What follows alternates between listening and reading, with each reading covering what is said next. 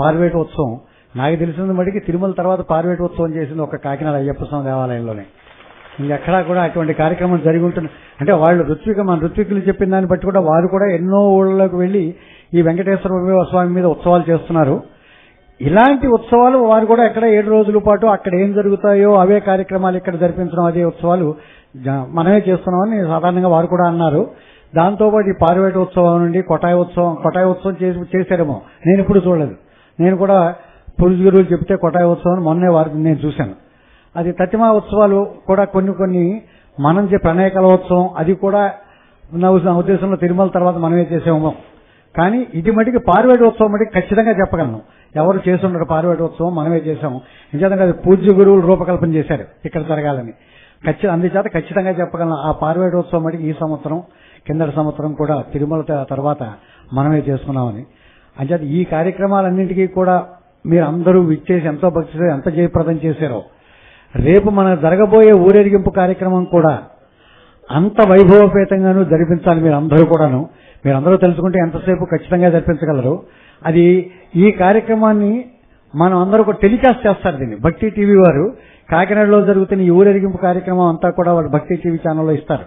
అంచేత కాకినాడలో ఎలా జరుగుతుందో ఆ కార్యక్రమం చూసి తతిమా వాళ్ళందరూ కూడా ఇలాంటి కార్యక్రమాలు చేద్దామని ఉత్సాహంతో ముందుకు వస్తే మన వైదిక సాంప్రదాయం అంతా నిలబడుతుంది. కనుక మీరందరూ అది కూడా దృష్టిలో పెట్టుకుని, ఇది కూడా మన సాంప్రదాయాన్ని పునరుద్ధరించే కార్యక్రమాల్లో ఒకటే కనుక అందరూ అది దృష్టిలో పెట్టుకుని తప్పకుండా రేపు 5 గంటలకి ఇక్కడికి వచ్చేసి, రాని వాళ్ళు 5:30 కల్లా జగన్నాథపురం కనుక ఉన్నట్లయితే అక్కడి నుంచి మన 6 గంటలకల్లా పూజ్య గురువుల ఆధ్వర్యంలో ఊరేగింపు కార్యక్రమం బయలుదేరి మనం ఇక్కడికి వచ్చి 9 గంటలకల్లా కళ్యాణం చేసుకుంటాం. సాయంత్రం అన్నమాచార్య ప్రాజెక్టు వారితే ఇక్కడ జరిగే సంగీత విభావాలు చూసిన తర్వాత శ్రీ పుష్పయాగంతో ఈ సంవత్సరం మనం చేసుకోగలిగిన వెంకటేశ్వర వైభవోత్సవాలు ఒక కొలిక్కు వచ్చి ఎల్లుండి చక్రస్నానంతో మనకి ఎక్కడో నిన్నటిదాకా సస్పెన్స్ చెప్పారు పూజ్య గురువులు, దాన్ని ఎక్కడో చెప్పేశారు మనకి రాజా ట్యాంక్ లో, అంటే మున్సిపల్ వాటర్ వర్క్స్ లో చక్రస్నానం జరుగుతుంది.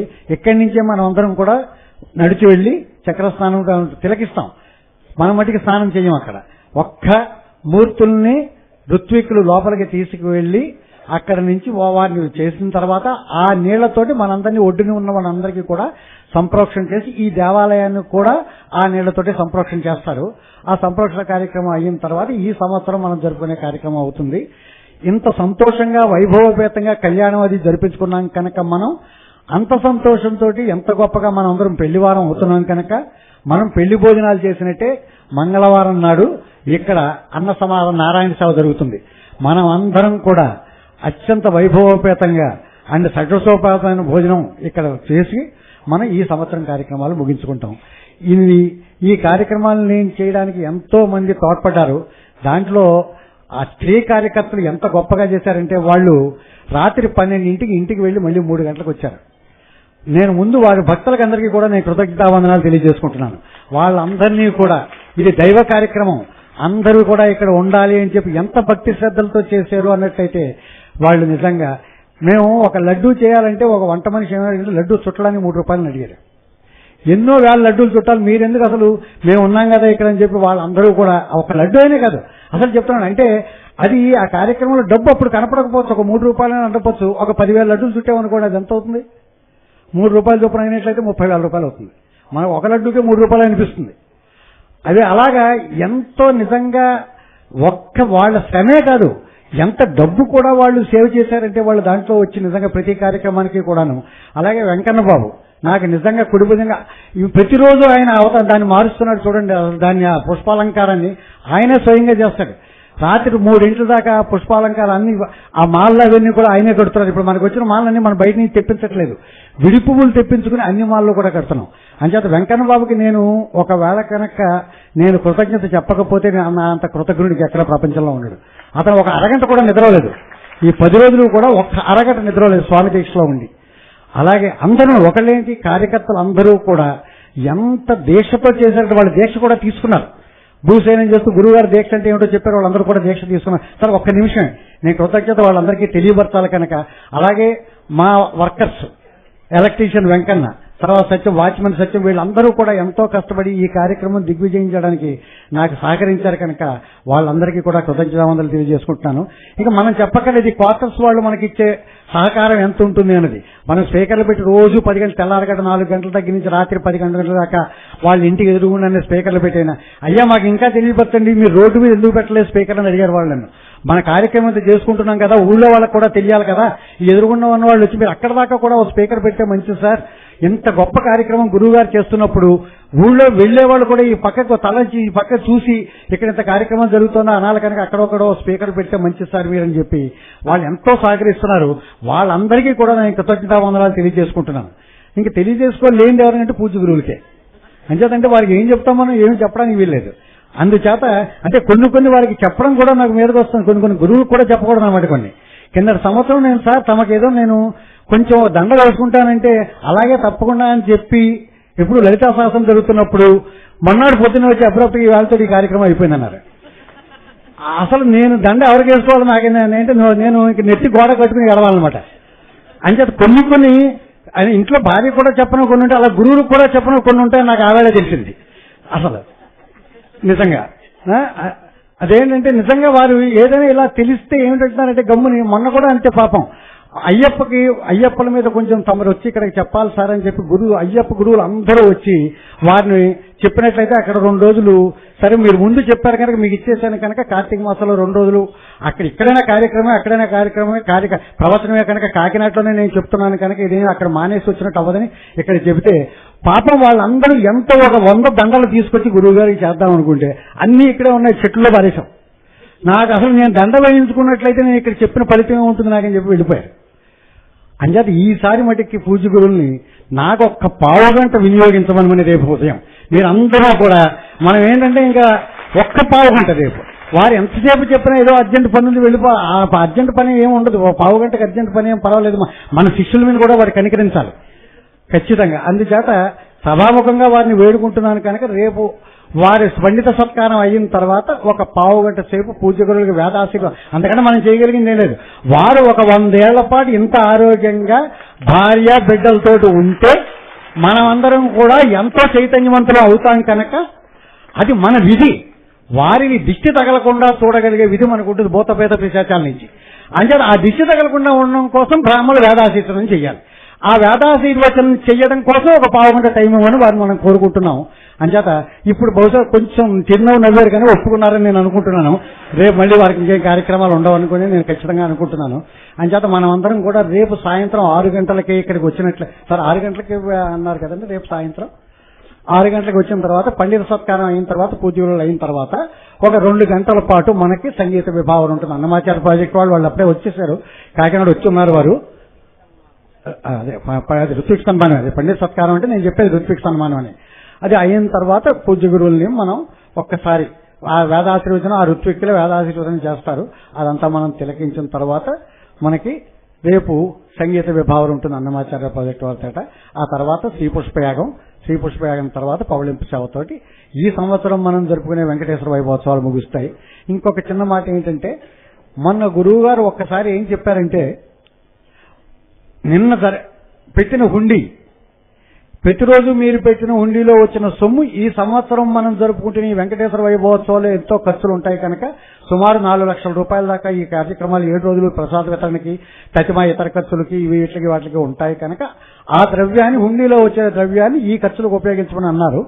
మొన్న నాకు వారు చెప్పింది ఏంటంటే 11వ తారీఖు వచ్చిన రుసుము, హుండీలో వచ్చిన రుసుము మటికి వచ్చే సంవత్సరం నుంచి దేవీ నవరాత్రులలో కానీ లేకపోతే మనం జరుపుకునే వెంకటేశ్వర వైభవోత్సవాల్లో కానీ స్వామికి జరిపే అలంకారాల్లో భాగంగా లేదంటే వెంటనే మనం శాశ్వతంగా ఉండిపోయేలాగా వారు ఏదో ఒకటి కొనమన్న వస్తువు కొనుక్కుంటే ఆ శాశ్వతంగా ఉండిపోయేలాగా అలాంటి వస్తువుల మీదో లేకపోతే ఆ మూర్తులు తయారు చేయడానికి ఉన్నదానికో వినియోగించాలి తప్ప ఈ సంవత్సరం ముట్టుకోవద్దు. అందుచేత మీరందరూ కూడా భక్తులందరూ కూడా అది దృష్టిలో పెట్టుకుని చప్పుడు చేయకుండా హుండీలో ఆ ద్రవ్యాన్ని వేయమని పూజ్య గురువులు చెప్పారు.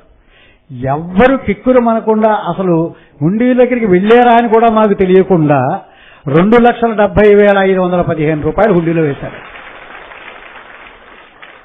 అంటే వారి మాట అంటే వారు ఆచరించేదే చెబుతారు, చెప్పేదే ఆచరిస్తారు అని ఇక్కడ ఉన్న వాళ్ళకి అందరికీ తెలిసింది కనుక ఇక్కడ మనం చూశారు కనుక మనం వారందరినీ ఇది చూసి తతిమావుడలో గురువు గారు ఆ దేవాలయాల్లో కూడా ఉద్ధరించడానికో లేకపోతే చెప్పిన దానికో కూడా చెప్తున్నప్పుడు కూడా వారి మాట మీద అదే పట్టుకుని అక్కడ ఆ దేవాలయాల్లో కూడా గుంటూరులో కూడా ఒకసారి ఇలా పెట్టినట్లయితే 1,85,000 రూపాయలు వచ్చింది ఒక అరగంటలో. వారు అంటే అక్కడ వారు పెట్టగలరు, కానీ మీ డబ్బు కూడా పడాలి. ఆ దేవాలయంలో ఎవరి దగ్గర ఆయన డబ్బులు తీసుకోరు, వారే పెడుతూ ఉంటారు. కానీ ఈ దేవాలయానికి వచ్చే భక్తులు రుసుము కూడా ఈ దేవాలయంలో ₹1 ఉంటే కదా వాళ్ళకి పుణ్యం వచ్చేది అనే ఉద్దేశంలో ఆ రోజు హుండీ కలెక్షన్ అంతా హరిప్రసాద్ గారు మీరు ఈ దేవాలయాన్ని వినియోగించాలి, వీళ్ళందరూ భక్తుల డబ్బు కూడా దాంట్లో ఉండాలి అనేటప్పటికీ ఆ వేళ అంత వేశారు. అలా ఏ దేవాలయం చెప్పిన జగన్నాపురం ఇష్టాలయంలో చూసాం. అంచేత వారి మీద ఎంత గురి మీద వేస్తున్నారో అదంతా చూసిన తర్వాత మేమేదైనా వ్యధోపం చేస్తే అది పూజ్య గురువుల మీద పడిపోతుంది. అందుచేత మీకు అందరికీ నేను మాటిస్తున్నాను, ప్రతి పైసా కూడా ఈ దేవాలయంలో భగవత్ కైంకర్యానికి ప్రజలు ఇచ్చిన డబ్బు ప్రతి పైసా కూడా భగవంతుని కైంకర్యానికే వినియోగిస్తామని నేను పూజ్య గురువుల పాదములు పెట్టి నా తల్లిదండ్రులు సాక్షిగా నేను చెప్తాను. ఏ విధమైన దానికి అడ్డంకులు లేకుండా సొమ్మంతా కూడా దానికే ఖర్చు పెడతాను ఖచ్చితంగా. మళ్ళీ నేను మీ అందరికీ కూడా నేను విన్నవించుకుంటున్నాను. ఇక్కడ కార్యక్రమాలు అయిన తర్వాత మనం అప్పుడే బెంగటేసుకోక్కర్లేదు. పూజలు ఖచ్చితంగా మనకి జనవరిలో ఎప్పుడప్పుడు మనకి డేట్ ఇస్తారు. ఇంకా వారు చెప్పలేదు, నేను రేపు వారి పాదములు పెట్టి వాళ్ళ ఇంటికి దగ్గర కూర్చుని వారు చెప్తే తప్ప నేను బయటికి ఎలాగైనా రాను. ఇది అయిన తర్వాత ఈ లోపుగా మనకి మళ్ళీ మనం ఎక్కడ ఆకలితో ఉంటామో అని చెప్పి 16వ తారీఖు నుంచి 23వ తారీఖు దాకా గోకులంలో వీరు భాగవత సప్తాహం 22 వరకు గోకులంలో భాగవత సప్తాహం ఉంది. అంచేత మనం ఇక్కడ అయిన తర్వాత మళ్ళీ మనం అందరూ అక్కడికి వెళ్లి ఆ భాగవత సప్తాహంలో పాల్గొనొచ్చు. అలాగే 4వ తారీఖు నుంచి 10వ తారీఖు దాకా వెంకటనగర్ లో ఉన్న వెంకటేశ్వర స్వామి దేవాలయంలో పూజ్య గురువులు ప్రవచనాలు ఉన్నాయి. ఈ మధ్యలో మళ్ళీ 22 అయిపోయిన తర్వాత 24, 25, 26వ తేదీల్లో హైదరాబాద్ లో ఉన్నాయి వారి ప్రవచనాలు. అందుచేత వారు అక్కడ అయిపోయిన వెంటనే అక్కడ పెడతారు. ఇది ఈ సంవత్సరానికి పూజ్య గురువుల కార్యక్రమాలు. అంటే మనం అందరం కూడా అక్కడికి కూడా తరలి వెళ్లి మళ్ళీ ధన్యులు అవుదాం. ఇప్పుడు కొంచెం మీ దగ్గర అందరి దగ్గర టైం తీసుకుని నన్ను మన్నించమని కోరుకుంటూ ఈరోజు పూజ్య గురువుల అభిమాని మాజీ సర్పంచ్ గారు ప్రవర సత్యనారాయణ గారు పూజ్య గురువుల పుష్పాలను గుర్తు చేస్తారు. అలాగే పూజ్య గురువుల అభిమానంతో వారి ప్రవచనాలు వినడానికి విద్యార్థులు కూడా ఎంతో మంది వచ్చేస్తున్నారు. సార్ వారితో ఒకసారి 10 నిమిషాలు మాట్లాడదాం, 5 నిమిషాలు మాట్లాడదాం అంటే నాయన మాట్లాడడానికి టైం ఉండదు, మీరు వారిని చూసి వెళ్ళిపోమంటే ఎంతో మంది అలా చూసి వెళ్ళిపోయారు. హైదరాబాద్ నుంచి ఒక అతను వచ్చాడు, పాపం 2-3 రోజుల నుంచి ఉంటున్నాడు. అలాగే ఇప్పుడు కావలి నుంచి ఒక అబ్బాయి వచ్చాడు సాయంత్రం, సార్ నేను పూజ్య గురువుల ప్రవచనాన్ని వినడానికే వచ్చానని. సరే వాళ్ళలో ఎవరికో ఒకరికే ఇవ్వగలం దండలు. ఎందుకంటే ఎవరి దండలు వాళ్ళు తెచ్చుకొని వేయచ్చండి, ఇక్కడ ప్రవచనం ఉండదు. ఎంతమంది కూడా పూజ్య గురువులు దండలు వేయడానికే ఉన్నారు రెడీగా. పుష్పాలను చేయడం ఖచ్చితంగా ఉంటుంది మనకి ఏ రోజు ప్రవచనం. అందుకని ఒక లిమిట్ పెట్టాం, రోజుకి 2 పుష్పాలను మటుకే వెయ్యాలి అని చెప్పి పూజ్య గురువులకి. అలాగే ఇప్పుడు బాలసుబ్రహ్మణ్య శర్మ అని చెప్పి ఈ అబ్బాయి ఇవాళ ఉదయం వచ్చాడు కావలి నుంచి. ఈ రోజు ఈ కార్యక్రమం నిర్వర్తించవలసిందిగా పూజ్య గురువుల పాదములు బట్టి ప్రార్థిస్తున్నాం. శుక్లాంబరధరం విష్ణుం శశివర్ణం చతుర్భుజం ప్రసన్నవదనం ఛాయీత్ సర్వవిఘ్నోపశాంతయేత్. నేను మీతో ప్రవచనం ప్రారంభం చేయడానికి ముందరే ఒక సున్నితమైన విషయం గురించి ప్రస్తావన చేసి ప్రవచనం ప్రారంభం చేస్తాను. ఈ దేవస్థానంలో మాత్రమే నేను కార్యక్రమాలు ఎందుకు చేస్తూ ఉంటానంటే నాకు బాగా తెలుసు. సందర్భం వచ్చింది కాబట్టి మీతో ప్రస్తావన చేస్తున్నా. ఒక్కొక్కసారి కార్యక్రమం చేసినప్పుడు 20 నుంచి 30 వేల రూపాయలు ఆదాయం కన్నా వ్యయం ఎక్కువైపోతే ఆ విషయం నాకు కూడా తెలియకుండా గోపాలకృష్ణ గారు ఇతర కార్యకర్తలు పెట్టుకున్న రోజులున్నాయి. పావలా వస్తే ₹1 ఖర్చు పెట్టడమే తప్ప ఈ దేవస్థానంలో అసలు డబ్బులు మాట అలా ఉంచండి, ఓ లడ్డూ ప్రసాదం కూడా ఇంటికి పట్టుకెళ్ళరు. వాళ్ళ కుటుంబ సభ్యుల్ని ఎవ్వరినీ ఎంక్రోచ్ చేసి తీసుకొచ్చి అరుగు మీద కూడా కూర్చోబెట్టరు. మిగిలిన వాళ్ళలా అందరితో పాటు కింద కూర్చోరు. అంత క్రమశిక్షణ కలిగినటువంటి కార్యకర్తలు ఉన్నటువంటి దేవస్థానం ఇది. అందుకే ఇక్కడ ఒక్కచోటే నేను కార్యక్రమాలు చేస్తాను, మిగిలిన చోట్ల ప్రవచనం ఒకటే చేస్తాను. అంత విశ్వాసం ఉన్న దేవస్థానం ఇది. అది అయ్యప్ప స్వామి వారి అనుగ్రహం. అటువంటి టీంని ఆయన దగ్గర పెట్టుకున్నారు. మీరు దేవస్థానం మీద అంత నమ్మకంతో ఒకే ఒక్కసారి చెప్తే 2,70,000 రూపాయలు ఒక గంటన్నర సమయంలో భక్తులు వెయ్యడం అంటే హుండీలో అదేం సామాన్యమైన విషయం కాదు. ఈ 2,70,000 రూపాయలు త్రికరణ శుద్ధిగా దేని కొరకు వినియోగిస్తామంటే, ఇంత వైభవోపేతంగా మనం ఉత్సవాలు చేసుకుంటున్నాం, కానీ మనకి వాడుకుంటున్నటువంటి మూర్తి యొక్క అలంకారం చాలా మటుకు పెయింట్తో చేస్తున్నదే తప్ప ఒక్క ఆభరణం అంటే ఒక్క ఆభరణం కూడా మనం పెట్టట్లేదు. అది భర్తీ చేయడానికి ఆగమానికి తగినట్టుగా అవసరమైతే గణపతి స్థపతి గారిని సంప్రదించి పరమవైదికమైనటువంటి మూర్తులు శారదా నవరాత్రుల కొరకు, వెంకటేశ్వర వైభవం కొరకు తయారు చేయించడం ఒకటి. 2, కొన్ని ఆభరణాలు ఇద్దరికీ సరిపోయేటట్టుగా ఆభరణములను తయారు చేయించడం. దీని కొరకు ఇది చిన్న విషయమేం కాదు, చాలా తిరగవలసి ఉంటుంది, చాలా జాగ్రత్తగా దీన్ని చూడవలసి ఉంటుంది. కానీ అదృష్టవశాత్తు నాకు చిత్తూరు మొదలైనటువంటి పట్టణాల్లోనూ తిరుపతిలోనూ కూడా నా యందు అభిమానం కలిగిన వ్యక్తులు చాలా మంది ఉన్నారు. అందుచేత వారికి అప్పచెప్తే వారు చాలా జాగ్రత్తగా విషయాన్ని చూస్తారు. కానీ ఈ ద్రవ్యాన్ని ప్రతి రూపాయికి ఓచర్తో సహా జాగ్రత్తగా మెయింటైన్ చేసి, మీరు ఇంత విశ్వాసంతో ఇచ్చిన ఈ ద్రవ్యాన్ని పరమ పవిత్రంగా వ్యయం చెయ్యడం కోసమని ఒక కమిటీని ఒకదాన్ని వెయ్యమని వెంకటేశ్వర స్వామి వారి పాదాల దగ్గర పొద్దున్న గోపాలకృష్ణ గారు అడిగారు.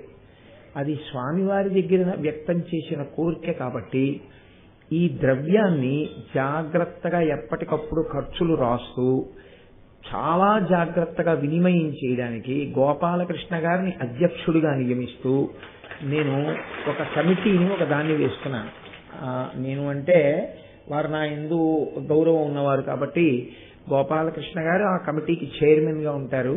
అందులో సభ్యులుగా నానాజీ గారు, ప్రసాద్ బాబు గారు, మోహన్ రావు గారు, కామరాజు గారు, వీళ్ళు అందులో సభ్యులుగా ఉంటారు.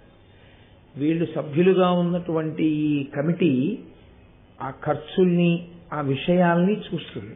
ఇందులో తిరుపతి వెళ్ళవలసి వచ్చినా, చిత్తూరు వెళ్ళవలసి వచ్చినా, ఇంకొక చోటుకి వెళ్ళవలసి వచ్చినా వాళ్ళు రాను పోను ఖర్చులు, ఉండడాలు, ఇవి అన్ని ఇప్పుడు కాదు, ఎప్పటి నుంచో వాళ్ళు వాళ్ళ సొంత డబ్బులు సొంత జేబులోంచి ఖర్చు పెడతారు తప్ప దానికి వాళ్ళ ఇవి వెళ్ళి చూసి మాట్లాడి వచ్చి చెయ్యడానికి అయినటువంటి ఖర్చు మాత్రం ఇందులోంచి ఒక్క నయా పైసా కూడా వాడం. ఆ ద్రవ్యం అంతా ఈశ్వరుడి కొరకు మాత్రమే వాడబడుతుంది. మీకు అందులో ఇంకా ఏ విధమైనటువంటి అనుమానము అక్కర్లేదు. అలా చూడడం కోసం ఎవరినైతే ఈ కమిటీగా వేశామో వాళ్ళు దానికి రేపటి నుంచే ప్రణాళికా నిర్మాణానికి సిద్ధం కండి. మళ్లీ చెప్తున్నాను, గోపాలకృష్ణ గారు చైర్మన్ గా ఉంటారు, నానాజీ గారు, ప్రసాద్ బాబు గారు, మోహన్ రావు గారు, కామరాజు గారు, వీళ్ళు సభ్యులుగా ఉంటారు. నేను, దొరగారు, మేమిద్దరం ఆ కమిటీకి ముఖ్య సలహాదారులుగా ఉంటాం. ఉండి ఏది ఎలా చేస్తే బాగుంటుంది అన్నది సలహా ఇస్తాం. కాబట్టి అలా చక్కగా మనం దాన్ని అందంగా వినిమయం చేసి మీ అందరూ పొంగిపోయేటట్టుగా వచ్చేసారి ఉత్సవాలకి మనం ఆ ద్రవ్యంతో మీ అందరూ చూసుకుని, ఓ మనం ఇచ్చిన ప్రతి పైసా సార్థకత చెందింది, ఒక శాశ్వతమైనటువంటి విషయానికి వాడబడింది, మన వంశాలు తరించాయని మీ అందరూ పొంగిపోయేటట్టుగానే ఆ ద్రవ్యం వాడతాము అని ఈశ్వరుడి పాదాల ముందు మీ అందరికీ మాటిస్తున్నారు. ఇక ప్రవచనానికి సంబంధించినంత వరకు శుక్లాంబరధరం విష్ణుం శశివర్ణం చతుర్భుజం ప్రసన్నవదనం ధ్యాయేత్ సర్వవిఘ్నోపశాంతయేత్. గురుర్బ్రహ్మా గురుర్విష్ణుః గురుర్దేవో మహేశ్వరః గురుః సాక్షాత్ పరబ్రహ్మ తస్మై శ్రీగురవై నమః.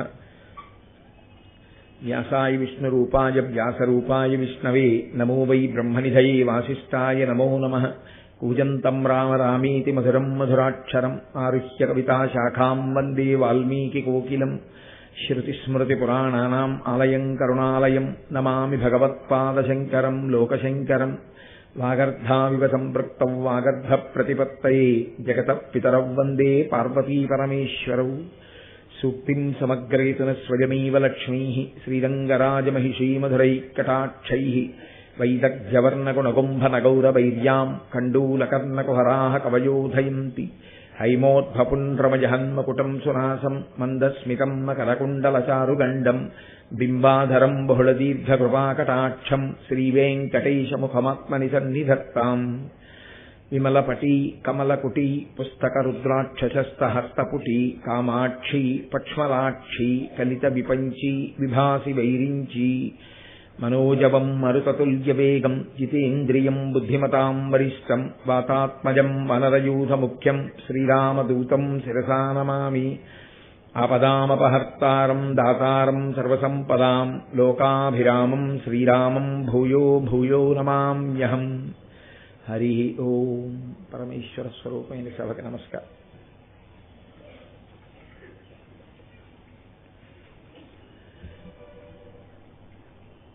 సనాతన ధర్మమునందు క్షేత్రము అని ఒక మాట మాట్లాడుతూ ఉంటాం. ఈ క్షేత్రము అన్నది ఆవిర్భవించడానికి కేవలము ఈశ్వరుడు స్వయముగా వ్యక్తమవడమే కారణముగా ఉండదు. ప్రధానమైన కారణము భక్తులను పరిపాలించడం కోసం, భక్తుల యొక్క కోరిక ఈడేర్చడం కోసం ఈశ్వరుడు వ్యక్తమవుతూ ఉంటాడు. ఆ క్షేత్రంతో ఎందరో భక్తులు అనుసంధానమవుతూ ఉంటారు. అసలు యథార్థంగా ఈశ్వరుడు అత్యంత ప్రీతి పొందేది ఎప్పుడంటే, మీరు ఒక క్షేత్రానికి వెళ్ళినప్పుడు ఆ క్షేత్రంతో అనుబంధాన్ని పొందినటువంటి భక్తులు ఎవరున్నారో వాళ్ళని స్మరణ చేసి, వాళ్ళ దర్శనం మీరు చేసి, వాళ్ళ గురించి తెలియని వాళ్ళకి చెప్తూ, మీ బిడ్డలకి చెప్తూ మీరు పరవశించిపోతే ఈశ్వరుడు కూడా చాలా పొంగిపోతాడు. అందుకే దేవాలయంలో ప్రదక్షిణం చేసేటప్పుడు మీరు చూడండి, ఈశ్వరుణ్ణి బాగా సేవించి సేవించి తరించిపోయిన వాళ్ళు, ఈశ్వరునితో అంత గొప్ప అనుబంధం పెట్టుకున్న వాళ్ళు దేవాలయం చుట్టూ ఉంటారు. శివాలయం అయితే నందీశ్వరుడు, చండీశ్వరుడు, కుమారస్వామి, విఘ్నేశ్వరుడు వీళ్ళందరూ ఉంటారు. వాళ్లతో పాటుగా 63 మంది నాయనార్లు కూడా ఉంటుంటారు పెద్ద పెద్ద దేవాలయాల్లో. విష్ణు ఆలయమునందు ఈశ్వరుడితో పాటుగా గరుడాళ్వారు ఉంటారు. అలాగే 12 ఆళ్వార్లని ఆ 12 మంది ఆళ్వార్లు ఉంటుంటారు. మీరు ప్రదక్షిణం చేసేటప్పుడు వీళ్ళందరికీ నమస్కారం చేసి దేవాలయంలోకి వెడితే ఈశ్వరుడు సంతోషిస్తాడు.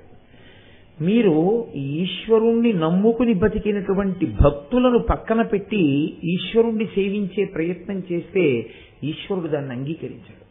వీడికి నన్ను నమ్ముకున్న వాళ్ళు అక్కర్లేకపోయారు, నేను కావలసి వచ్చాను. కాబట్టి అది మీరే ఆలోచించండి, మీకెలా ఉంటుందో ఈశ్వరుడికి అలాగే ఉంటుంది.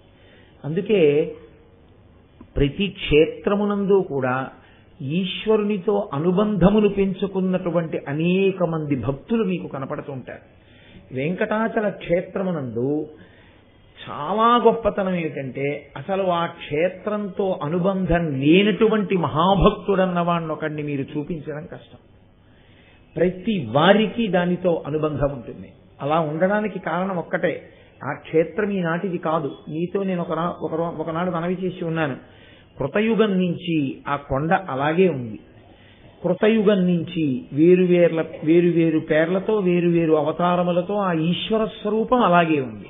అందుకే అనేక మంది భక్తులు ఆ వెంకటాచలం కొండతోటి ఉన్నటువంటి స్పర్శ చేత తరించారు. మనకి ప్రత్యేకించి సంగీతత్రయము అని పిలుస్తుంటాం. ముత్తుస్వామి దీక్షితర్ వారు, త్యాగరాజస్వామి వారు, శ్యామశాస్త్రి గారు. ఇందులో ముత్తుస్వామి దీక్షితర్ అని మనం పిలిచేటటువంటి మహానుభావుడు ఎవరున్నారో ఆయన తండ్రి గారి పేరు రామస్వామి దీక్షితర్, ఆయన భార్య గారి పేరు సుబ్బమ్మ గారు. వారికి 40వ సంవత్సరం వయస్సు వచ్చేసింది, కానీ బిడ్డలు పుట్టలేదు. ఆయన సంతానము కలగలేదన్న బాధ చేత ఈశ్వరుడి వలన మాత్రమే నా కోరిక తీరుతుందని వైద్యనాథ క్షేత్రానికి వెళ్లి అక్కడ ఈశ్వరుణ్ణి సేవించారు. సేవించినప్పుడు ప్రత్యేకంగా అక్కడ ఉన్నటువంటి ఆ ముద్దు సుబ్రహ్మణ్య స్వామి అంటారు అక్కడ, ఆ ముద్దు సుబ్రహ్మణ్యేశ్వర స్వామి వారిని, బాలాంబిక అమ్మవారిని చాలా సేవించారు ఆ దంపతులు. అలా సేవించిన కారణంగా రామస్వామి దీక్షితర్ వారికి, సుబ్బమ్మ గారికి 3 కొడుకులు పుట్టారు. అక్కడ ఉన్నటువంటి సుబ్రహ్మణ్య స్వామి వారి పేరు మీదుగా ముత్తుస్వామి దీక్షితర్ అని ఒక ఆయనకి పేరు. అసలు ఆయన పేరు పెట్టింది ముద్దుస్వామి దీక్షితర్, ముద్దు సుబ్రహ్మణ్యేశ్వర స్వామి వారి పేరు మీదుగా. కానీ అది కాలక్రమంలో ముత్తుస్వామి అయింది. ముత్తుస్వామి దీక్షితర్, చిన్నస్వామి దీక్షితర్, బాలస్వామి దీక్షితర్ అని 3 కొడుకులు అయినాయి. ఆఖరణ 3 కొడుకుల తర్వాత ఒక కూతురు పుట్టింది. ఆ అమ్మాయి పేరు బాలాంబిక అని పెట్టుకున్నారు. ఇందులో పెద్ద ఆయన ముత్తుస్వామి దీక్షితర్. ఈ ముత్తుస్వామి దీక్షితర్ చిన్న వయస్సులో ఉండగానే చిదంబరనాథ శాస్త్రి గారని మహానుభావుడు, గొప్ప శ్రీ విద్యోపాసకుడు. ఆయన అమ్మవారి యొక్క పూజ యందు, అమ్మవారి యొక్క ఆరాధన యందు గొప్ప నిష్ట కలిగిన వారు. అందుచేత ఆయన ఒకసారి వచ్చి ఈ పిల్లవాడిని చూసి, ఇతన్ని నేను కాశీ తీసుకెడతానని నాతో అన్నారు. తండ్రి గారు ఒక గురువుతో శిష్యుణ్ణి పంపడం కన్నా కావలసింది ఏముందని తన కొడుకుని పంపించేశారు. ఆ రోజుల్లో ఇప్పుడున్నట్టుగా వాహన సౌకర్యాలు లేవు. అరణ్య మార్గంలో గురువు గారితో కలిసి ఆ పిల్లవాడు కాశీ పట్టణానికి వెళ్ళిపోయాడు. మళ్ళీ ఎప్పుడు నువ్వు ఇంటికెడతావు అని గురువుగారు అడగలేదు. గురువుగారు నాకు అమ్మని నాన్నని చూడాలనుందని శిష్యుడు అనలేదు. అక్కడే ఉన్నారు. చాలా కాలం అయిపోయింది. ఒకరోజు గురువుగారు అడిగారు, ఏమిరా నీకు ఇంటికి వెళ్ళాలని లేదా, మీ అమ్మని నాన్నని చూడాలని లేదా అని అడిగారు. అడిగితే ముత్తుస్వామి దీక్షితర్ వారు అన్నారు, నాకు కాశీపట్టణ వాసము, విశ్వనాథుని యొక్క దర్శనము, అన్నపూర్ణమ్మ యొక్క దర్శనము, గురువు గారి పాదసేవనము, గంగా స్నానము 5 లభ్యం అవుతున్నాయి. ఇంకింతకన్నా ఒక మనుష్యుని జీవితంలో కావలసింది ఏముంటుంది? అందుకే నేను అమ్మా నాన్నగారి దగ్గరికి వెడతానని మిమ్మల్ని ఎన్నడూ అడగలేదు. ఈ 5ంటితో నేను ఇక్కడ తరించాలనుకుంటున్నాను అన్నారు. అంటే గురువుగారు అన్నారు అకస్మాత్తుగా ఆ రోజున, నాయనా ఇక మన ఇద్దరం విడిపోవలసినటువంటి రోజు సంప్రాప్తమైందిరా అన్నారు. అంటే అలా అంటున్నారేం గురువు గారు అన్నారు. ఇద్దరూ మాట్లాడుకుంటూ గంగా స్నానానికి వెళ్ళారు. గురువు గారు గంగ ఒడ్డున కూర్చుని, ఇవాళ నువ్వు ప్రతిరోజు స్నానం చేసే ప్రదేశం వరకు కాకుండా గంగలో ఇంకొంచెం ముందుకు వెళ్ళు, నీ కాలుకి ఏ వస్తువు తగిలితే ఆ వస్తువు పట్టుకుని రా అన్నారు. అంటే ఆయన ముత్తుస్వామి దీక్షితర్ ఆ గంగా నదిలోకి ప్రవేశించారు. ప్రవేశించి కొంచెం ముందుకు వెళ్ళారు. వెళితే ఆయన కాలుకి ఏదో వస్తువు తగిలింది. ఆ వస్తువుని పైకెత్తారు. పైకెత్తి చూస్తే అది వీణ. ఆ వీణ పట్టుకుని ఆయన వెనక్కి వచ్చేసారు. వచ్చిన తర్వాత గురువుగారు స్నానానికి వెళ్ళారు. వెళ్ళి ఆ గురువుగారు నదిలో మొలక వేసినటువంటి వ్యక్తి ఇక పైకి రాలేదు. ఈతగాళ్ళని పిలిచి నదిలో వెతికించారు ముత్తుస్వామి దీక్షితర్. ఆయన భౌతిక కాయం ఒకటే దొరికింది. ఆ వీణ పట్టుకుని వచ్చేటప్పుడే ఆయన తిరుత్తని వెళ్ళారు. తిరుత్తని వెళ్ళి ఆయన కీర్తన చేస్తుంటే, కళ్ళు మూసుకుని పారవశ్యంతో పాడుతుంటే ఒక వృద్ధ బ్రాహ్మణుడు వచ్చి ముత్తుస్వామి దీక్షితర్ అని భుజం మీద తట్టాడు. ఆయన కళ్ళు తెరిచి, ఇక్కడ నా పేరు ఎవరికి తెలుసని, ఎవరు మీరన్నారు. ఏమీ లేదు, నీ నోరు తెరువు అన్నారు. కళ్ళు మూసుకుని నోరు తెరువు అన్నారు. కళ్ళు మూసుకుని నోరు తెరిచారు. నాలుక మీద ఏదో పదార్థం వేశారు. వేసి నవ్వులు అన్నారు. నవిలేరు. ఏమి ఇచ్చాను నీకు అన్నారు. పటికి బెల్లం ఇచ్చారు అన్నారు. తిన్నావా? తిన్నాను. ఆయన కళ్ళు విప్పి చూశారు ముత్తుస్వామి దీక్షితర్. ఎదురుగుండా వృద్ధ బ్రాహ్మణుడు లేడు. ఆయనకు అర్థమైంది, ఓహో సుబ్రహ్మణ్యుడే వచ్చి నన్ను అనుగ్రహించాడనమాట. అప్పుడు చేసినవి. అందుకే తిరుత్తని కీర్తనలు అంటారు. ఆ ముత్తుస్వామి దీక్షితర్ గారి తమ్ముడు చిన్నస్వామి దీక్షితర్కి ఒకానొక కాలంలో దృష్టి పోయింది. పిల్లవాడిగా ఉండగానే ఆయనకి కళ్ళు కనపడడం మానేస్తే రామస్వామి దీక్షితర్ వారు ఆ పిల్లవాడిని తీసుకుని వెంకటాచలం వెళ్ళారు. వెళ్ళి అప్పుడు ఇప్పుడున్నంత హడావిడి లేదు. రోజు దేవాలయంలోకి యథేచ్ఛగా ప్రవేశం చేయొచ్చు. ఆయన పిల్లవాడిని తీసుకుని రోజు దేవాలయంలో కూర్చుని 45 రోజుల పాటు ఈశ్వరుడి మీద కీర్తనలు పాడారు.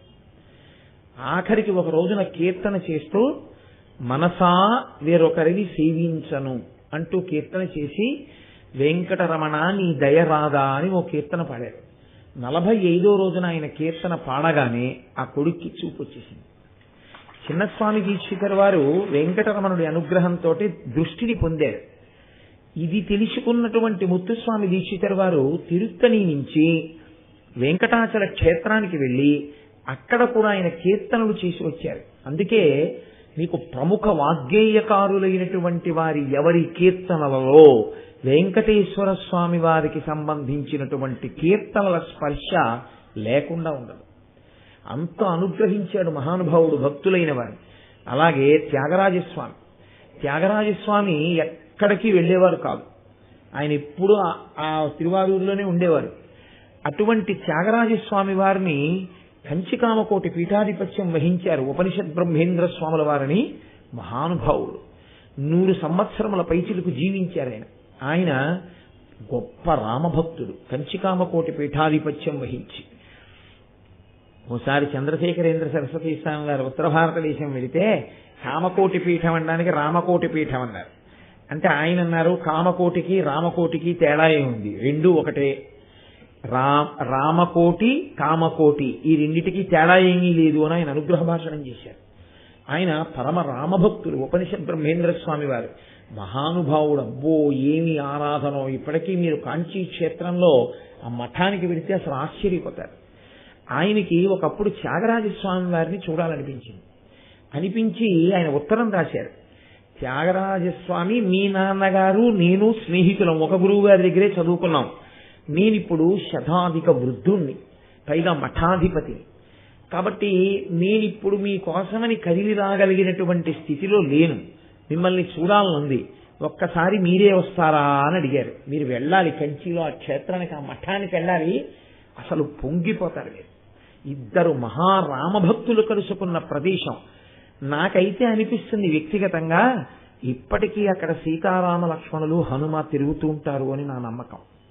అంత గొప్పగా ఉంటుంది ఆ క్షేత్రం ఇప్పటికీ. ఎందుకంటే నేను ఒక సమయంలో అక్కడికి వెళ్ళినప్పుడు ఎందుకో కానీ అసలు నేను ఆ మఠం యొక్క వైభవాన్ని చూసి చాలా ఆశ్చర్యపోయాను.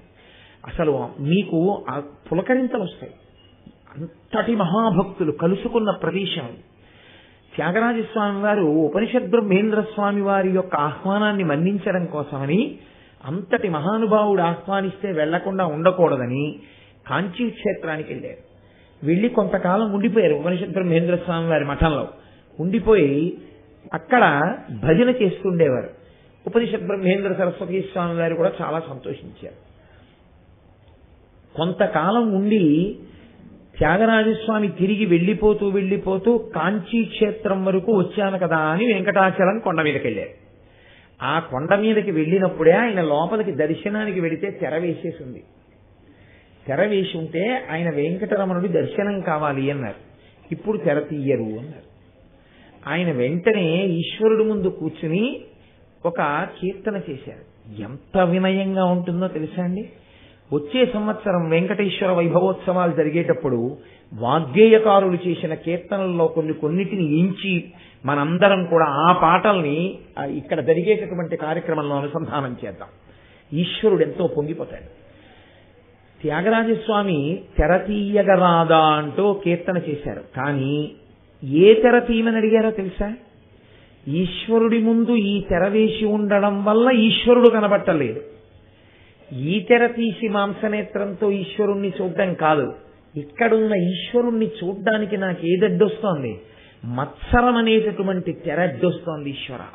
అందువల్లే విస్తట్లో భోజనం అంతా ఉన్నా తిందామనుకుంటే దాని ఎందు చచ్చిపోయిన ఈగబడినట్టు, చక్కగా నీటిలో ఆడుకుంటున్న చేప గాలానికి చిక్కుకున్నట్లు, వెలుగుతున్న దీపం చుట్టూ గడ్డి పడ్డం వల్ల దాని ప్రకాశము ఎవ్వరికీ అందనట్టు, ధ్యానమునకు కూర్చున్న వ్యక్తి మనసు పవిత్రమైనటువంటి ఈశ్వరుని పాదముల యందు నిలబడకుండా అత్యంత హేయమైన విషయము మీద వెళ్లి నిలబడినట్టు, నాకు నువ్వు కనపడకుండా మత్సరం అనేటటువంటి తెర అడ్డొచ్చింది లోపల.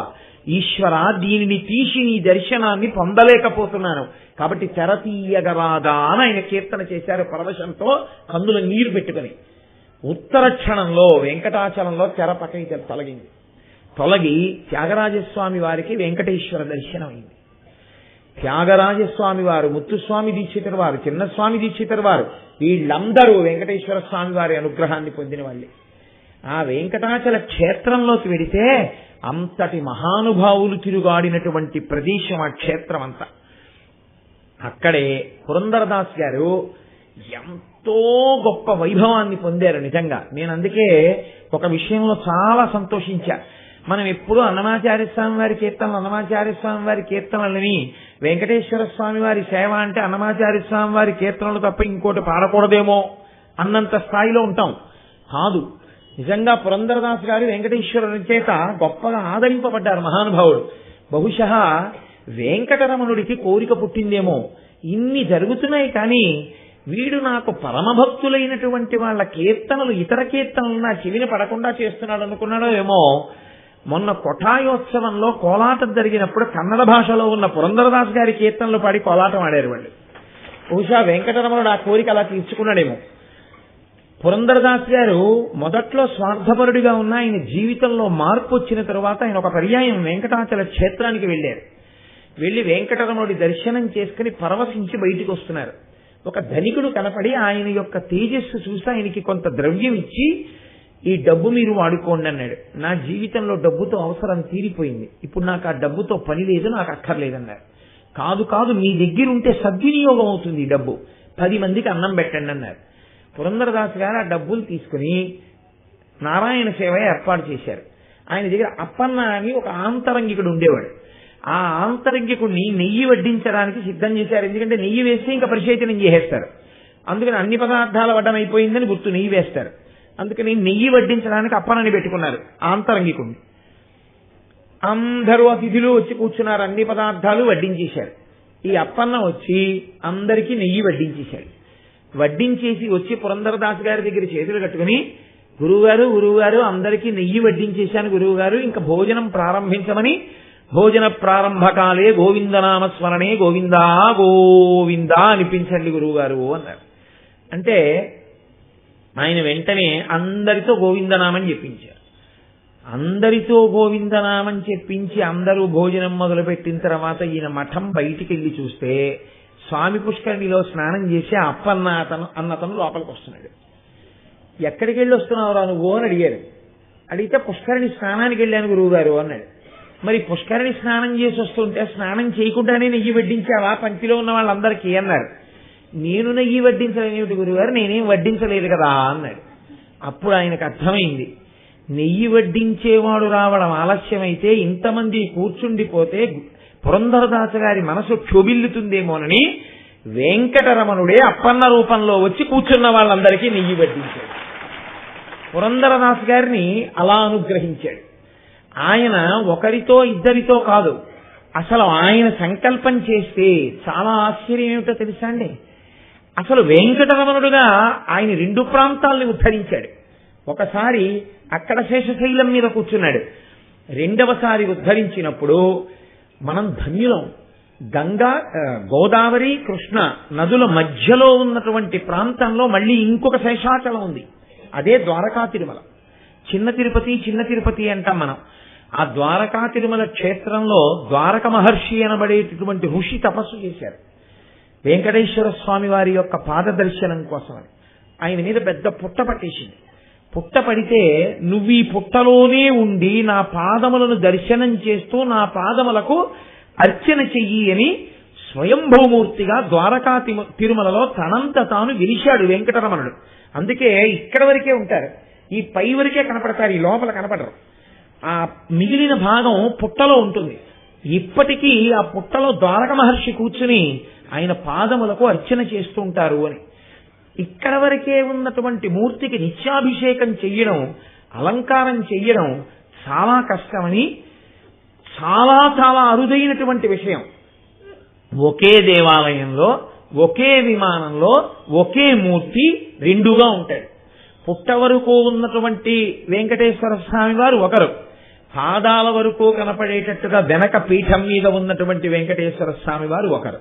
అందుకే మీరు ద్వారకా తిరుమల ఎప్పుడైనా ఫోటో చూస్తే 2 వెంకటేశ్వర స్వామి వారులు ఉంటారు. 2 వెంకటేశ్వర స్వామి వారులు ఉండడానికి కారణం అది స్వయంభూ క్షేత్రం. ద్వారక మహర్షిని అనుగ్రహించడానికి ఆయన తనంత తాను వ్యక్తమై మనకి దగ్గరలో మళ్ళీ ఇంకో తిరుపతి క్షేత్రాన్ని ఇచ్చారు. మహానుభావుడు ఆయన ఇలా ఎంతమందిని అనుగ్రహించారు అన్నది చెప్పడం అసలు సాధ్యమయ్యేటటువంటి పని కాదు. చక్రవర్తులు, రాజులు, భక్తులు, గురువులు ఆయన్ని సేవించినటువంటి వారు లేరు.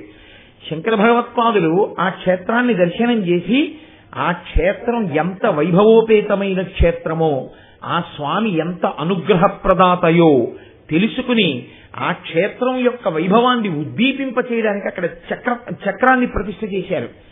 అలాగే అదే క్షేత్రంలో ఒకానొకప్పుడు భగవద్ రామానుజులు శ్రీరంగంలో శిష్యులందరినీ కూర్చోబెట్టుకుని పాఠం నేర్పుతున్నారు. నేర్పుతూ ఆయన ఒక మాట అన్నారు.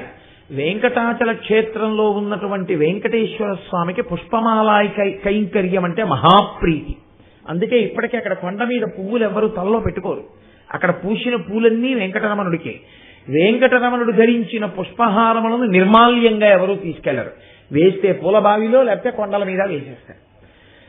కాబట్టి అటువంటి వెంకటరమణుడికి పుష్పకైంకర్యం చేయడానికి ఎవరు లేరు. ఎందుకంటే విపరీతమైన చలిగాలి ఆ రోజుల్లో కొండ మీద, ఎవరు వెళ్లేవారు కాదు. అక్కడే కొండ మీద నివాసం ఉండి పుష్పవాటిక పెంచి ప్రతిరోజు పూలు కోసి పూలు కట్టి దండలు కట్టి పట్టుకెళ్లి వెంకటరమణుణ్ణి అర్చించడానికి సిద్ధపడినవాడు మీలో ఎవరైనా ఉన్నాడా అని అడిగారు తన శిష్యుల్ని. అందులో ఒక ఆయన లేచి అన్నారు, గురువు గారి మాట నిలబెట్టడం, గురువు గారి సేవ చెయ్యడం కన్నా నాకు ఇంకో ధర్మం లేదు. నాకు వెంకటరమణుడి సేవ కాదు నాకు కావలసి వచ్చింది. నాకు కావలసింది గురువు గారి కోరిక తీర్చడం. అందుకని గురువు గారి కోరిక తీర్చడం కోసం నేను వెంకటాచలం కొండ మీద గెలిపి అక్కడ ఉంటాను అని ఆయన బయలుదేరుతుంటే రామానుజాచార్యులు వారు అన్నారు, నువ్వు పురుషుడవు అన్నారు. అంటే నీవే పురుషుడవు, మగాడివిరా, ఇంత ధైర్యంగా కొండ మీద కాపరం చేస్తానంటున్నావు అంటే ఆయన్ని ఆన్ పిళ్ళాయ్ అని పిలిచారు. ఆన్ పిళ్ళాయ్ అంటే మగవాడు అని ఆయన బిరుదునామంతో పిలిచారు. అటువంటి వాడు ఆయన మహానుభావుడు. ఆనాడు అనంతార్యుల వారు అనబడేటటువంటి పేరైంది. ఆ అనంతార్యుల వారు కొండ మీదకి వెళ్లి తన భార్యతో కలిసి అక్కడ నివాసాన్ని ఏర్పాటు చేసుకున్నారు. ఆమె నిండు గర్భిణి. ఆయన పుష్పవాటిక నిర్మాణం అంటే అంత తేలిక కాదుగా. గుణపం పారా పట్టుకున్నదంతా తవ్వాలి, తవ్వి పెద్ద పుష్పవాటిక పెంచాలి, అందులో పువ్వులు కొయ్యాలి, రోజు వెంకటరమణుడికి పట్టుకెళ్ళాలి. ఆయన ఎంత గొప్ప పరమభక్తుడంటే ఆయన భక్తి 99.9% గురువు గారి మీదే. నిజానికి వెంకటరమణుడి మీద భక్తి కన్నా అనంతార్యుల వారి యొక్క భక్తి అంతా గురువు గారి మీదే. నేను ఎందుకు ఈ మాట అంటున్నానో తెలుసా అండి? ఒకప్పుడైనా పువ్వులు దండ కడుతున్నారు, అంటే మొగ్గలు కోసి దండ కట్టేస్తారు. మొగ్గలు కోసి దండ కడితే అవి విచ్చుకుంటాయి సాయంకాలానికి. ఆ పూలదండ బాగా దగ్గరగా పువ్వులుండి అప్పుడప్పుడే విచ్చుకుంటున్నటువంటి రేకులు ఆ సౌరభాన్ని విడిచిపెడుతూ బాగా దగ్గరగా విచ్చుకోవడం వల్ల చాలా అందంగా ఉంటుంది. అందుకని మొగ్గలుగా ఉండగా సాయంకాలం దండ కడుతున్నారు. కడుతుంటే వెంకటేశ్వర స్వామి వారు చాలా కాలం మాట్లాడారు. ఆయన తన దగ్గర ఉన్నటువంటి పరిచారికుల్ని పిలిచి అనంతార్యులను ఒకసారి నేను రమ్మంటున్నానని పిలుచుకురండి అన్నారు. ఆయన దగ్గర ఉన్న పరిచారికుడు అనంతార్యుల వారి దగ్గరికి వెళ్ళి, మిమ్మల్ని వెంకటేశ్వర స్వామి వారు పిలుస్తున్నారు, మీతో ఏదో పనుందుట మాట్లాడతారన్నారు. అనంతార్యుల వారు ఏమన్నారో తెలుసా అండి? సంతోషంగా వెళ్ళలేదు, పనా పాడా ఆ పద్మపీఠం మీద అలా నిల్చుంటాడు. వచ్చే వాళ్ళతో వెళ్లే వాళ్ళతో కబుర్లు పెడతాడు. ఆయనకేం పనుందా ఏమన్నానా అలాగే మాట్లాడతాడు. నేను రానని చెప్పు. సాయంకాలం అయ్యేటప్పటికి పువ్వులు కానీ విచ్చుకుపోయాయో, రేకులన్నీ బాగా విచ్చుకున్నాయో, దగ్గరగా పువ్వు పెట్టి దారం కట్టేటప్పుడు రేకులు విరిగి కింద పడిపోతాయి. మా గురువు గారికి మాట ఇచ్చి వచ్చాను, చక్కటి దండలు కట్టి సమర్పిస్తానని. గురువు గారికి ఇచ్చిన మాట పాడైపోతుంది కాబట్టి నేను రానన్నానని చెప్పు, నాకు ఖాళీ లేదని చెప్పాను. ఈయన వెళ్ళి అదే చెప్పారు వెంకటేశ్వర స్వామి వారికి. ఆయన రార్తండి, ఆయనకు పనుందిట, మీకు దండలు కట్టాలట, అందుకని రార్త మీతో మాట్లాడడానికి అన్నారు. వెంకటరమణుడు ఇష్టపోయాడు. ఈయన సాయంకాలం అయిన తర్వాత ఈ పూలదండలన్నీ పట్టుకుని గుళ్ళోకి వెళ్ళాడు. గుళ్ళోకి వెళ్ళి ఆ దండలు వేయబోతున్నారు. ఆయన వెంకటేశ్వర స్వామి అన్నారు, నాకు అక్కర్లేదు ఈ దండలు, నువ్వు నాతో మాట్లాడడానికి రమ్మంటే ఆయనకేం పనా పాడా అలాగే పిలుస్తుంటాడు, నేను రానన్నావుట, దండలు మాత్రం వేళకు పట్టుకొచ్చేస్తావు, నేను వేసుకొని నీ దండలు నాకు అక్కర్లేదు, నువ్వు పూల మొక్కలు పెంచక్కర్లేదు, పువ్వులు కొయ్యక్కర్లేదు, దండలు కట్టక్కర్లేదు, నా దగ్గరికి వచ్చి ఇవ్వను అక్కర్లేదు, నువ్వు కొండ దిగి వెళ్ళిపోండి. ఆయన అన్నారు, నువ్వు పిలిస్తే వచ్చానా, నువ్వు అడిగితే కట్టానా? నేను వచ్చింది గురువు గారికి మాట ఇచ్చాను, నే దండలు అట్టుకొచ్చి ఇచ్చేది గురువు గారికి మాట ఇచ్చాను కాబట్టి. అయినా నన్ను పొమ్మడానికి నువ్వెవరు? నాలాగే నువ్వు ఈ కొండ మీదకి వచ్చావు. ఆదివరాహస్వామి కొండ మీద నీకు స్థలం ఇచ్చారు కాబట్టి ప్రథమం దర్శనం చాస్యాత్ నైవేద్యం క్షీరసేచనం అని నువ్వు ఒప్పుకున్నావు కాబట్టి నీకు ఆయన కాస్త చోటిచ్చారు. అట్టే మాట్లాడితే ఇది వరాహక్షేత్రం, వెంకటేశ్వర స్వామి వారి క్షేత్రం ఏం కాదన్నారు. నిజమండి, శ్రీనివాస గజ్జలో వరాహక్షేత్రస్య అంటారు. అసలు మీకు ఇంకో రహస్యం తెలుసా? ఆ క్షేత్రానికి వరాహక్షేత్రం అని పేరుండబట్టే కనబడ్డ దేవాలయాలన్నీ బదలగొట్టే అలవాటు ఉన్న వాళ్ళు ఆ రోజుల్లో ఆ కొండ మీదకి వెళ్ళలేదు. ఎందుకో తెలుసా అండి? ఆ రోజుల్లో సనాతన ధర్మానికి సంబంధించిన దేవాలయాలంటే ప్రత్యేకించి మాలిక్ కాఫూర్ కాలంలో ప్రతి దేవాలయాన్ని బదలగొట్టి దోచుకున్నారు. కొండ కింద నుంచి వెళ్ళిపోతున్నారు ఒకనొకప్పుడు ఆ మహమ్మదీయ ప్రభువులు. వెళ్ళిపోతూ కొండ మీదకి కొంతమంది వెళ్ళొస్తున్నారు. దీని మీద ఏముందని అడిగారు. అది వరాహక్షేత్రం అండి అన్నారు. వరాహక్షేత్రం అంటే ఏమిటన్నారు. అక్కడ పంది ఒకటి ఉంటుందండి, కొలుస్తూ ఉంటారు. వాళ్ళకి పంది అంటే అసలు. కాబట్టి ఆయన చిచ్చి వరాహక్షేత్రమా, మనం ఇక్కడి నుంచి వెళ్ళిపోదామని వెళ్ళిపోయారు. దానివల్ల బట్టగట్టిందండి వెంకటాచల క్షేత్రం. అందుకనే శాస్త్రీయంగా ఇప్పటికీ కూడా క్షేత్రాన్ని పిలిస్తే వరాహక్షేత్రస్య అని శ్రీనివాస గజ్జలో అలాగే పిలుస్తారు. కాబట్టి అనంతార్యుల వారు అన్నారు, ఏమి నీదా, ఏమి క్షేత్రం నువ్వేం కొనుక్కున్నావా, నీదని చెప్పి ఎవరన్నా రాసి ఇచ్చారా? వరాహస్వామి వారి దగ్గర నువ్వు పుచ్చుకున్నావు ఈ జాగా. వరాహస్వామి వారి మిగిలిన జాగాలో పూల తోట పెంచాను. మా గురువు గారికి మాట ఇచ్చాను, పువ్వుల దండలు కట్టాను. పొమ్మండానికి నువ్వెవరు? మా గురువు గారికి ఇచ్చిన మాట ప్రకారం దండలు కడుతూనే ఉంటాను. తెచ్చి నువ్వు వేసుకోకపోతే మానేయి, తలుపుకి పెట్టి వెళ్ళిపోతాను అని తలుపు కొక్కానికి దండలు పెట్టి వెళ్ళిపోతున్నారు. వెళ్ళిపోతుంటే వెంకటేశ్వర స్వామి వారు వెంటపడి ఆగు ఆగు ఆగు అని పట్టుకుని బతిమాలి, ఇదేం ఉత్తరయా, దేశంలో ఎవడైనా గురువు గారిని పట్టుకుని ఈశ్వరుణ్ణి చేరుతాడు, నువ్వేంటి, నువ్వెవడక్కాల మా గురువు గారి మాట అంటావేంటి, నీకు గురువు కావాలా నేను కావాలా అన్నారు. అంటే ఆయన అన్నారు, నాది మధుర కవి ఆళ్వారు వారి తత్వం అన్నారు. మళ్ళీ అదేంటి ఆ మాట ఏమిటన్నారు. మధుర కవి గారికి గురువు గారు నమ్మాళ్వారు వారు తప్ప ఎవరూ అక్కర్లేదు, ఇంకా ఆయన ఈశ్వరుణ్ణి కూడా సేవించలేదు. మేము కూడా అంతే. గురువు గారు రామానుజాచార్యుల వారికి మాట ఇచ్చాం, ఆయన మాట ప్రకారం పూలదండలు కడతాను, తెచ్చి వేస్తా మెళ్ళలో, వేయించుకుంటే వేయించుకో, లేకపోతే మానేయి, తలుపుకు పెట్టి వెళ్ళిపో. మా గురువు గారికి మాట ఇచ్చాను, దండలు కడతాను. పొమ్మండానికి నువ్వెవరు, పోవడానికి నేనెవరు, ఆయన రమ్మంటే పెడతాను, అప్పటి వరకు ఇలాగే ఉంటాను, నేను ఇలాగే ఉంటాను. ఆయన బతిమాలుకుని వెంకటేశ్వర స్వామి అన్నారు, కోప్పటికయ్య బాబు నేను వేసుకుంటాను ఆ దండలన్నీ అని ఆయనే తీసి వేసుకున్నారు. అంతటి మహాభక్తుడు అనంతార్యుల వారు. ఆయనతో మాట్లాడాడు. త్యాగరాజస్వామి వారిని అనుగ్రహించినట్టు, ముత్తుస్వామి దీక్షితర్ని అనుగ్రహించినట్టు, చిన్నస్వామి దీక్షితర్ని అనుగ్రహించినట్టు, పురంధరదాసు గారిని అనుగ్రహించినట్టు అనంతార్యుల వారిని ఎన్ని పర్యాయాలు అనుగ్రహించాడు ఆయన చాలా చిత్రమైన వ్యక్తి. ఆయన స్నానానికి వెడితే పుష్కరిణి దగ్గర ఒకసారి చీమల పుట్ట కనపడింది. ఆ పుట్టలోంచి చీమలు వస్తున్నాయి. ఆయన అవన్నీ ఓ కాగితంలో పట్టి పొట్లం కట్టాడు. పొట్లం కట్టి తీసుకొచ్చి వెంకటేశ్వర స్వామి గుళ్ళో వదిలేశారు. వదిలేస్తే వెంకటేశ్వర స్వామి వారు లోపలికి పిలిచారు. ఏం అట్టుకొచ్చావన్నారు. చీమలు అట్టుకొచ్చానన్నారు. ఎందుకు అట్టుకొచ్చావన్నారు. అక్కడ ఉన్నాయవి ఎందుకని తెచ్చి గుళ్ళో వదిలేశానన్నారు. అది చీమల గుళ్ళో వదిలేయడం ఎందుకన్నారు. అంటే ఈ క్షేత్రంలో ఉన్న వాళ్ళందరూ మీ పాదాల దగ్గర తరించాలనే వస్తూ ఉంటారు. వాళ్ళు అక్కడెక్కడో ఉన్నారు, వాళ్ళని చంపే అధికారం నాకెక్కడుంది, అక్కడ తిరగడం ఎందుకు, అదేదో గుళ్ళో తిరగడం తీసుకొచ్చి వదిలేశాను, నేను తప్ప అన్నారు. అయ్యి బాబోయ్ తప్పెక్కడలే, నువ్వు చేసింది ఒప్పే అన్నారు. ఇంకా చిత్రం ఏమిటో తెలుసా అండి, ఆయన ఓ రోజున పుష్పాలు పోసి దండ కడదామని ఆ పుష్పవాటికలో తిరుగుతున్నారు. ఓ నాగుపాము వచ్చి కరిచేసింది. కరిచేస్తే అందరికీ తెలిసింది అనంతార్యుల వారిని పాము కరిచేసింది. ఆ మాట ఆనంద నిలయంలోకి వెళ్ళింది. వెంకటేశ్వర స్వామి వారు అందరితో మాట్లాడుతుండేవారు. అప్పుడు ఆయన అన్నారు, అయ్యో అనంతార్యుల వారిని పాము కరిచిందా అని వైద్యుల్ని పిలిపించి ఆయనే పిలిపించారు. పాపం పిలిపించి ఆయన తలుచుకుంటే ఎంతసేపు అండి, వెళ్ళి అనంతార్యుల వారికి విషయం గుండె దాకా ఎక్కకుండా మంది వేయండి అన్నారు. వాళ్ళు వచ్చారు. ఈయనన్నారు, ఎవరు పంపించారు మిమ్మల్ని అన్నారు. వెంకటేశ్వర స్వామి వారు పంపించారన్నారు. నేనేం అక్కర్లేదని చెప్పి పంపించేశానని చెప్పని వైద్యాన్ని తిరస్కరించి వెనక్కి పంపించారు. వాళ్ళు వెళ్ళి ఆయన వైద్యం చేయించుకోవట్లేదన్నారు. ఈయన సాయంకాలం దండ పట్టుకుని వెళ్ళారు. ఏమయ్యా అనంతార్యులు నిన్ను పాము కరిచిందిట, విషం విరగొట్టే వైద్యుల్ని పంపిస్తే నేను చేయించుకొని వైద్యం అన్నావుట ఏమన్నారు. ఆయన అన్నారు, 3 కారణాలకి చేయించుకోనని చెప్పారు. ఒకటి, ఈ శరీరంతో ఉంటే ఇక్కడ నీకు దండలు కడతాను, ఈ శరీరం పడిపోతే శ్రీవైకుంఠానికి వచ్చి అక్కడ దండలు కడతాను, కాబట్టి నష్టం ఏమిటి ఇప్పుడు నాకు, కాబట్టి వైద్యం చేయించుకోను. 2వ లక్షణం, అసలు ఈ పాము కరిచినటువంటి విషాన్ని విరగొట్టగలిగిన వైద్యుడు ఉన్నాడు, నువ్వు ఆ వైద్యుల్ని పంపించావు కానీ ఈ సంసారం అనేటటువంటి పాము కరవడం వల్ల ఎక్కిన విషాన్ని విరగొట్టగలిగిన వైద్యుడివి నువ్వు ఒక్కడివే, అది విరుస్తానని ఎందుకు చెప్పావు నాతో ఎప్పుడు.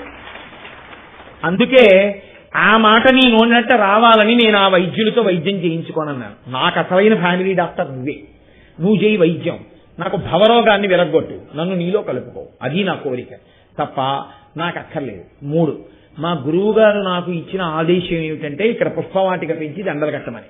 దండలు కడుతూ ఉంటాను, నీకు ఇస్తూ ఉంటాను. అందులో నా ప్రాణం పోతే నా గురువు గారికి ఇచ్చిన మాటలో ఆయన సేవలో నా ప్రాణం పోయింది, కాబట్టి నాకు ఏమీ బెంగలేదు, నీ చేయించుకోని వైద్యం అన్నారు. ఆయన వైద్యం చేయించుకోకపోయినా ఆయనకి తగ్గిందండి, అంతా అనుగ్రహించారు. ఇంకా ఆశ్చర్యకరమైన విషయం ఏంటంటే ఈయన పుష్పవాటిక పెంచితే వెంకటేశ్వర స్వామి వారు ఈయన భక్తిని లోకానికి తెలిసేటట్టు చెయ్యాలన్న ఉద్దేశ్యంతో 8 రోజుల పాటు ప్రతిరోజు పద్మావతి అమ్మవారితో కలిసి ఆ వనంలోకి వచ్చి పువ్వులన్నీ కోసేసుకుని తలలో పెట్టేసుకుని మెడలో వేసేసుకుని అవన్నీ తుంపేసి కింద పారేసి ఆ శుభ్రంగా పెట్టిన నైవేద్యం తినేసి వచ్చేసి ఆరగించి కూర్చున్నాడు అల్లవాడే అంటారే నరసింహస్వామి అన్నమాచార్యులు వారు. అలా శుభ్రంగా తాంబూలం వేసేసుకుని ఆ తాంబూలం అంతా ఎక్కడ పడితే అక్కడ ఉమ్మేసి వెళ్ళిపోతుండేవారు. 8 రోజులైంది దొంగ దొరకడం. శిష్యులందరినీ కూర్చోబెట్టారు, దొరకలేదు. 9వ రోజు పెద్దవారపడక అనంతార్యుల వారు నేనే పట్టుకుంటాను ఆ దొంగనని చెప్పి ఆ రోజు రాత్రి ఓ చెట్టు చాట్న కూర్చున్నారే. వెంకటేశ్వర స్వామి వారు అసలు ఏం చేస్తాడో చూద్దామని తను రాజకుమారుడి వేషం, పద్మావతి అమ్మవారికి ఓ రాజకుమార్తె వేషం వేసి ఇద్దరూ కలిసి ఆ తోటలోకి వచ్చారు. వచ్చి పువ్వులు కోసేస్తున్నారు, పద్మావతి అమ్మవారి కొప్పులో పెడుతున్నారు, ఇద్దరు కిలకిల నవ్వుకుంటున్నారు, సంతోషంగా వెళ్ళిపోతున్నారు. చూశారు అనంతార్యుల వారు. ఓహో వీళ్ళిద్దరిని కలిపి పట్టుకోవాలరా అనుకున్నారు. ఈయన ఆలోచన వెంకటేశ్వరుడికి తెలియదండి. ఇద్దరినీ కలిపి పట్టుకోవాలనుకుంటున్నాడు, పెద్ద ఆయన పరిగెత్తలేడు కదా, ఇద్దరినీ కలిపి ఎలా పట్టుకుంటాడో చూద్దామని చెప్పి పద్మావతి అమ్మవారి చెయ్యట్టుకుని ఇలా ఊపుతూ విహారం చేస్తున్నారు. ఇద్దరి చేతులు కలిసి ఉన్నాయి కాబట్టి ఇప్పుడు వెళ్ళి 2 చేతులతో ఇద్దరి చేతులు కలిపి పట్టుకోవచ్చని అనంతార్యుల వారు పరుగున వెళ్ళి ఇద్దరి చేతులు పట్టుకున్నారు. పట్టుకుని మీ తాతగారి సొమ్ము అనుకుంటున్నారా ఈ తోట? నేను వెంకటేశ్వరుడి పూల కోసం పెంచితే నువ్వు నీ భార్యకి పూలన్నీ పునికి కొప్పులో పెడతావా? రా నిన్ను కట్టేస్తాను, ఎవరో తెలియట్లేదు చీకట్లో సరిగ్గానన్నారు. వెంకటేశ్వర స్వామి వారు ఆ చెయ్యి మెల్లిగా విడిపించుకుని పారిపోయారు. పిచ్చి తల్లి పద్మావతి దేవి దొరికేసి ఈవిడ్ని తీసుకెళ్లి ఓ సంపంగి చెట్టు కట్టేశారు. కట్టేసి ఎవరు నువ్వు, మీ ఆయన ఎవరు, ఎందుకు వచ్చారు, ఎందుకు పూలు కోశారని అడిగారు. ఆవిడంది మా ఆయన ఎవరంటే భర్త పేరు చెప్పకూడదు, మేము ఆయన రాజకుమారుడు, నేను ఆయన భార్యని, విహారానికి ఎడదాన్ని రమ్మన్నారు, నేను వచ్చాను. భర్త ఎక్కడికి తీసుకెడితే అక్కడికి వస్తాం కదా ఆడవాళ్ళం. ఆయన పువ్వులు కోసారు, తలలో పెట్టారు, సువాసిని సంతోషంగా పెట్టించుకుంటాను కదా, దీనికి నన్ను కోప్పడితే ఎలా నాన్నగారండి, నేను మీ కూతురు లాంటి దాన్ని విడిచిపెట్టేయండి అండి. అన్నా ఇన్ని మాటలు నేర్చావు, పైగా నాన్నగారండి అంటున్నావా, నీ కూతురునంటున్నావా, ఒక్కనాటికి విడిచిపెట్టను, తెల్లవారితే కానీ నీ ముఖం స్పష్టంగా కనబడదు. ఇప్పుడు కట్టెళ్ళి నేను దీపం పట్టుకొచ్చే లోపల మీ ఆయన జారిపోయి నువ్వు జారిపోతావేమో, నిన్ను కట్టేసి ఇక్కడ కూర్చుంటే ఎవరి కోసం రాడు, పెళ్ళం కోసం ఆయనే వస్తాడని సంపకేజీకి అమ్మవారిని ఉత్తరీయంతో కట్టేసి ఆవిడ కాళ్ళ దగ్గర కూర్చున్నారు. అక్కడ తెల్లవారిపోయింది, సుప్రభాతం వేళయింది, తలుపులు తీశారు. కౌసల్యాదు ప్రజారామ పూర్వా సంధ్యా ప్రవర్తపే. సన్నిధిలో వెళ్ళాడు, ఇలా చూశాడు, లక్ష్మీదేవి లేదు. హడిలిపోయి అక్కడ ఉన్నటువంటి ఆ అర్చకులు ఏమైనా పట్టుకుపోయారేమో అని గద్దించారు. వెంకటేశ్వర స్వామి వారు అప్పుడు చెప్పారు, లక్ష్మీదేవిని కట్టేశాడు అక్కడ. అనంతార్యుల వారు నచ్చ చెప్పి తీసుకురండి అన్నారు. అంటే అప్పుడు వెళ్ళి అయ్యో నువ్వు కట్టేసింది ఎవరినో తెలుసా, లక్ష్మీదేవిని కట్టేశావా పద్మావతి అమ్మవారిని అంటే అప్పుడు ఆవిడ కాళ్ళ మీద పడి ఆవిడ వెంటనే చిన్నపిల్ల కింద మారిపోయారు. మారిపోయి నువ్వు తండ్రి అని నిన్ను పిలిచాను, పట్టికెళ్ళి మా ఆయనకి ఇచ్చేయమన్నాను, నువ్వు రాత్రల్లా నన్ను కట్టేసి పుట్టింట్లో అట్టె పెట్టుకున్నట్టు అట్టె పెట్టుకున్నావు, కాబట్టి ఇప్పుడు కూతుర్ని పట్టుకెళ్లి కన్యాదానం చేసినట్టు నన్ను ఎత్తుకుని తీసుకెళ్లి నా స్వామికి ఇచ్చేయి అంటే ఆయన పద్మావతి అమ్మవారిని చంటి పిల్ల రూపంలో ఎత్తుకుని పట్టుకెళ్లి వెంకటేశ్వర స్వామి వారికి ఇచ్చారు. ఇస్తే వెంకటేశ్వర స్వామి వారు పిల్లనిచ్చావు కాబట్టి ఇవాళ నుంచి అనంతార్య నిన్ను మామగారు మామగారు అని పిలుస్తానన్నారు. వెంకటేశ్వర స్వామి వారికి మామగారు అయ్యారండి ఆయన. అయి ప్రతి సంవత్సరం మామగారికి సంప్రదాయం ఉండాలి. ఏమిటంటే ఏదో ఒక వంక పెట్టి అల్లుడు కట్టుకున్నాడా కట్టుకోలేదా పక్కన పెట్టండి, కట్టుకుంటే మంచిది. అసలు అంచున్న పంచి ఓటిస్తూ ఉండాలి, పంచెల సాపు. ఎందుకంటే అంచున్నటువంటి పంచె గోచిపోసి కట్టుకుంటే ఆయుర్దాయం పెరుగుతుంది. ఆ కుట్టించిన ప్యాంటు చొక్క ఆయుర్దాయ కారకాలు కావు, అందుకే పంచెల సాపే పెడతారు. గోచి పోసి పంచె కట్టుకోవాలి కూడా. ఏదైనా వైదిక కార్యం జరిగితే గోచి పోసి పంచె కట్టుకుని ఎడంబుధం మీద ఉత్తరీయం ఎవరు వేసుకుంటాడో వాడు 10 కాలాలు ఆయుర్దాయంతో ఉండి భార్యాసహితుడై అనేకమైన దైవ కార్యాలు చేస్తాడు అని వేదంలో పటలపన్నం చెప్తోంది. కాబట్టి మరి అల్లుడికి పంచల్సా పెట్టాలి కదా. ఏ రోజున పట్టికెళ్లి పద్మావతి అమ్మవారిని వెంకటరమణుడికి ఇచ్చారో ప్రతి సంవత్సరం అదే రోజున పంచల చాప ఒకటి పట్టికెళ్లి అనంతార్యుల వారు వెంకటరమణుడికి సమర్పణం చేస్తుండేవారు. ఆ రకంగా ఆయన మామగారు అయ్యారు. ఇంకా చిత్రం ఏమిటంటే ఆయన కొండ మీదకి వచ్చినటువంటి తొలి రోజులలో పుష్పవాటిని పెంచడం కోసం అని చెప్పి ఆ మట్టి అంతా తవ్వుతున్నారు. తవ్వుతుంటే చూశారు వెంకటేశ్వర స్వామి వారు, అయ్యో పాపం ఈయన భార్య నిండు గర్భిణి, చెట్ట మొయ్యలేకపోతోంది, ఈయనేమో ఆ మట్టి తవ్వుతున్నాడు అని ఆయనేమో పిల్లాడి రూపంలో వచ్చి, తాత తాత నేను మొయ్యనా ఈ మట్టి అన్నారు. నువ్వేమీ మొయ్యక్కర్లేదు, అవతల బాగున్నారు అంటే పాపం ఆవిడ వస్తోంది, మట్టి తట్ట తీసుకెడుతోంది. ఆయన అన్నారు, అతను ఎలాగో ఒప్పుకోలేదని ఆవిడ దగ్గరికి వెళ్ళి, అమ్మా నేను ఈ మట్టి తట్ట పట్టుకెడతాను తల్లి అన్నారు. సరే పట్టుకెళ్ళమంది ఆవిడ. ఆ మట్టి తట్ట తీసుకెడుతున్నారు, మట్టి పోసేస్తున్నారు, మళ్ళీ ఖాళీ తట్ట తీసుకొస్తున్నారు, వెంకటేశ్వర స్వామి వారి దగ్గర పెడుతున్నారు. వెంకటేశ్వర స్వామి వారి తట్టిన ఆ అనంతార్యుల వారు తవ్వినటువంటి మట్టి తట్ట మళ్ళీ పట్టుకెడుతున్నారు, మళ్ళీ ఖాళీ పుట్ట పట్టుకొస్తున్నారు.